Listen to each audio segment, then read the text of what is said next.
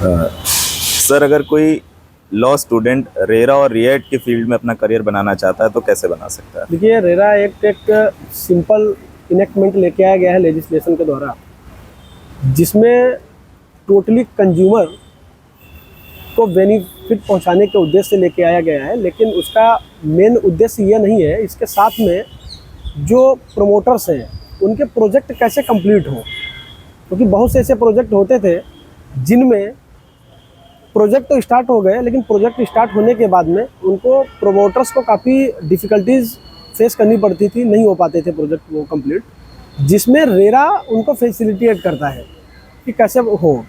अब जो आपने क्वेश्चन किया है कि कैसे जो न्यू एडवोकेट्स आ रहे हैं रेरा के फील्ड में, देखिए रेरा एक सिंपल एक्ट है, इसमें हमको आपको बहुत कुछ करने की आवश्यकता नहीं है। यहाँ पर रेरा एक्ट में केवल 3 चीज़ों को ही लेकर के गवर्न किया गया है।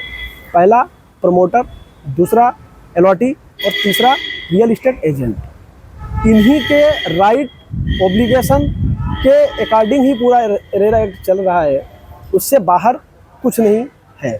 हमको आपको ये देखना है कि ज़्यादातर केसेस जो आ रहे हैं उनमें एलओटीज़ के तरफ से आ रहे हैं, तो हमको ये देखना है कि एलओटी के क्या राइट है। अगर हमने कोई किसी प्रोजेक्ट में कोई प्रोजेक्ट अपना करा रखा है, बुकिंग करा रखी है, अलॉटमेंट करा रखा है, तो एलओटी के क्या राइट होंगे, उस पर हमारे जो प्रमोटर है, प्रमोटर का ऑब्लिगेशन क्या होगा। जो कि रेरा एक्ट में सेक्शन 19 में एलओटी का पूरा सब डिफाइन किया गया है। कोई भी कंप्लेंट है अगर प्रोजेक्ट को रिगार्डिंग एलओटी या रियल इस्टेट एजेंट या प्रमोटर के द्वारा, सेक्शन 31 में ही जाएगा। अगर हम पूरा 31 सेक्शन को पढ़ लें तो उतने से हमारा कंप्लेंट सभी फाइल हो जाएंगी। हमको सेक्शन 18 केवल एलओटी को 2 राइट प्रोवाइड करता है। एक वर्ड यूज़ किया गया है, विशेष टू विड्रॉ।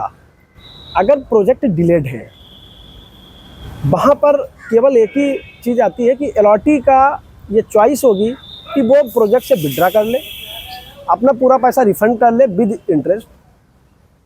लेकिन अगर एलओटी को ऐसा लगता है कि नहीं नहीं हम इस प्रोजेक्ट में बने रहेंगे, तो वहाँ पर फिर एलओटी को एक ही राइट मिलता है कि हम डिले पेनल्टी ऑब्टेन करेंगे। और सेक्शन 72 एलओटी को एक और राइट ये प्रदान कर देता है कि अगर हमको कोई लॉसेस हुआ है, कोई सफ़र हमने किए हैं, तो उसके लिए हम कंपनसेशन मांग सकते हैं। लेकिन उसके लिए हमको एग्जीक्यूटिंग ऑफिसर के सामने जाना पड़ेगा, और जो कि रिटायर्ड डिस्ट्रिक्ट जज की पोस्ट होल्ड करते हैं, और वो लोग काफ़ी कंपोनेंट को, फैक्टर को देखने के बाद में ही कंपनसेशन ग्रांट करते हैं।